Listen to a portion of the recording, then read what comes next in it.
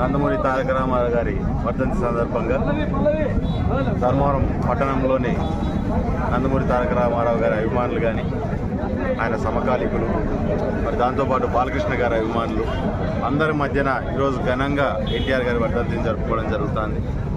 ఈరోజు ప్రతి ఒక్కరూ ఎవరిని చూసినా ఆ రోజు నందమూరి తారక రామారావు గారు ఈ రాష్ట్రం కోసం, ఈ రాష్ట్ర ప్రజల కోసం చేసిన కృషి, దాంతోపాటు ఆయన తీసుకున్న నిర్ణయాల నుంచి మా జీవితాల్లో వచ్చిన మార్పులు గురించి ప్రతి ఒక్కరూ మాట్లాడుతూ డిస్కషన్ చేస్తూ ముందుకెళ్తుంటే, ఆ రోజు ఉన్న పరిస్థితుల్లో ఆయన తీసుకునే ప్రతి నిర్ణయం, ఒకటి మహిళలకు ఆస్తిలో సమాన హక్కు కావచ్చు, మండల వ్యవస్థని తీసుకొని రావడం కావచ్చు, అదే రకంగా రిజర్వేషన్ల ద్వారా ప్రతి ఒక్కరికి పదవులు ఉండాలని బీసీ, ఎస్సీ, ఎస్టీ మైనార్టీలందరికీ కూడా రాజ్యాధికారాన్ని చేరువుగా చేసే ప్రయత్నం కావచ్చు.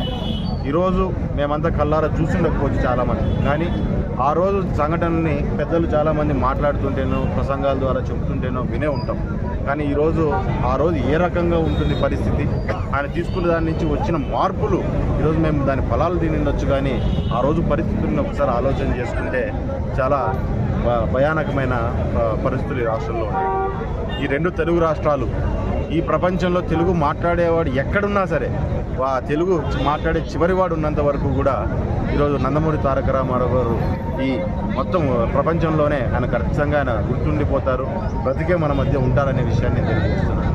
తెలుగు అనే దాన్ని ఈరోజు ఎవరైనా సరే వాళ్ళ పేర్ల కోసం వాళ్ళు కొట్లాడతారు, వాళ్ళకి పేర్లు రావాలని చెప్పి వాళ్ళు ఇది చేసుకుంటారు. కానీ నా తెలుగు భాష ప్రపంచవ్యాప్తంగా ఉండాలి, ప్రతి ఒక్కరు ఈ తెలుగువాడు అంటే ఒక గుర్తింపు రావాలి అని ప్రయత్నం చేసిన వాడు, పోరాటం చేసిన వాడు, తెలుగు భాషను నిలబెట్టిన వాడు నందమూరి తారక రామారావు గారు అని చెప్పి ఖచ్చితంగా మనం రాబోయే తరాలకు కూడా ఆయన చరిత్ర తెలియాలి.